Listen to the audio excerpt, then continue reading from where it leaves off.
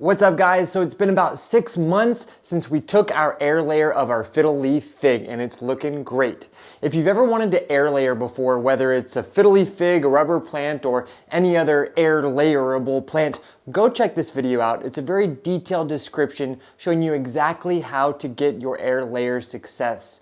And so today I wanted to just do a quick update video showing you guys the progress of our air layer as well as the cutting that we achieved from the air layering process. So first, here you can see the little baby guy that was the actual air layer. This was the top of this plant 6 months ago. We took the air layer right at the top of this, and after a few months, roots formed in our air layer, and then we chopped that off, planted it up, and look at it, look how it's growing. It's beautiful, it's getting taller, and overall, I'm really just super thrilled at how quickly this has established itself in this container. I might actually be ready to pot this up into the next size pot.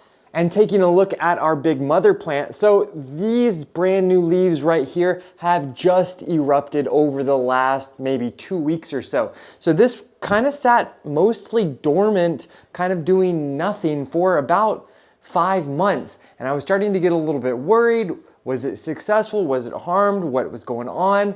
And then all of a sudden I started to see some buds start to swell at the very top, just below that leaf node where we actually did the air layer. And those buds started to swell and they finally opened up, creating these beautiful new leaves. And as you can see, they are starting to branch out. That's what I love about doing the air layer, is that after you take that air layer, yes, you get a brand new pot, but that mother plant actually will branch out from where you did that air layer. That will allow plants like the Fiddle Leaf Fig or the rubber plant that typically will just have one main central stem growing up, will give them an opportunity to branch out, creating a more full look. And I love that. Now, during the process of creating those new leaves, I did lose a significant amount of these lower leaves. You can see these lowermost leaves are kind of brown, a little bit lackluster, and they have been falling off. So it's been growing taller, losing the bottom leaves in the process, but that's okay.